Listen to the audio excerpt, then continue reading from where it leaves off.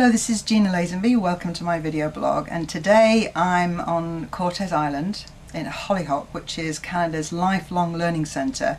It's absolutely magical and beautiful, and Deepa and I might look a bit shiny and whatever because it's so hot, isn't it? Yeah. We've both been at a beautiful summer gathering. This is Deepa Narayan, a new friend that I met here. Actually, we were on the yoga mat. It's funny how you meet somebody on the yoga mat and then you find out Deepa's passion. She's worked with the UN, the World Bank, NGOs. Her passion is about poverty, and you've written many books on that as well, haven't you? Deepa's been here giving a workshop for women, and so I'm appreciative because you're doing a workshop today, aren't you?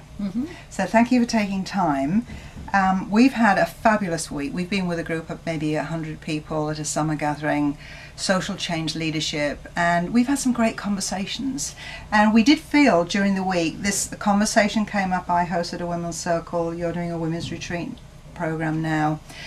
We could feel this rise of the feminine, couldn't we? The men could feel it too. And we've had all sorts of conversations. I'd love you to talk about your work and perhaps what inspired you to work in the area you've worked in. I know you've worked a lot with women, so I'd love to hear some about that. I've loved and been called to work on poverty because 30 years ago when I was in graduate school, I realized that I have some talents and I come from a poor country, and so I should address issues of poverty. And I spent 7 years actually living in very remote villages around the world. And basically what I learned was that men, women and children and youth, they may be very poor, but they're very smart. And they are the ones who know their realities the best. And the issue really is for outsiders to understand their realities from their perspective. Yes. And focus on the strengths rather than the weaknesses, because then you can think about what are the resources available and how can change start from a position of strength rather than a position of weakness. Yeah. And over the years, the approach that I use, and now many people use, is participatory development, which basically means that you bring people together and take the lead from them in terms of their needs and realities. And from that, to get it accepted in policy, I started working on issues of empowerment. And how do you make empowerment measurable and define it in ways that a policymaker in India or in Brazil can understand it, or at the World Bank. And now what my passion is really to turning more to the experience of empowerment. So working directly with women rather than working on the policy, public policy issue.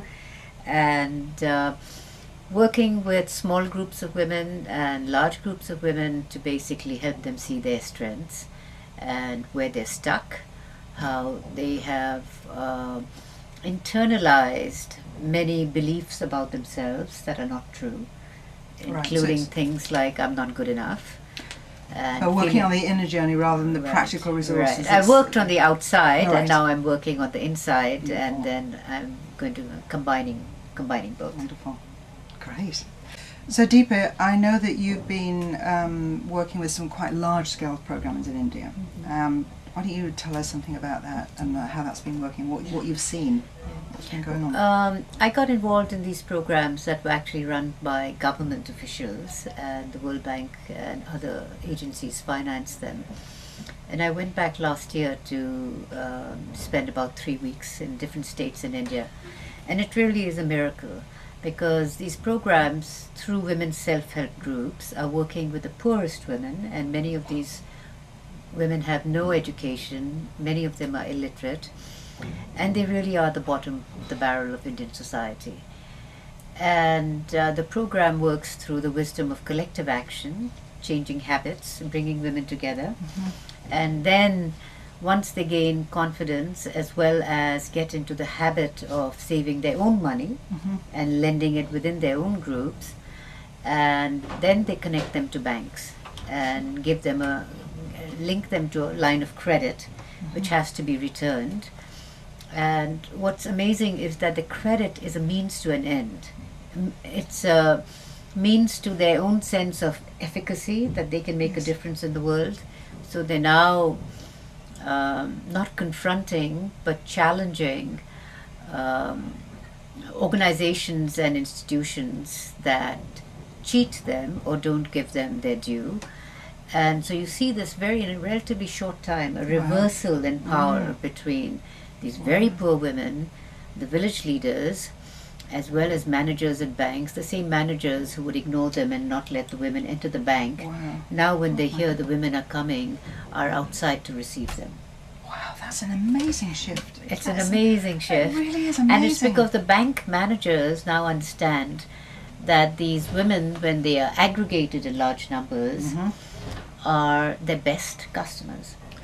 I just love that. When women are aggregated in large numbers, I mean, that goes beyond India. When we get together, yes, when we realise we have power. Exactly. And we tune into our power within. Exactly. Not just arranging things from the outside. It's such a potent combination, isn't it? Yeah, and you're seeing real change with it. I'm seeing real change, so that's what I'm going to be writing about. Wow, that's an amazing initiative. Well done. That's fantastic. Thanks for joining us today. Thanks. Bye.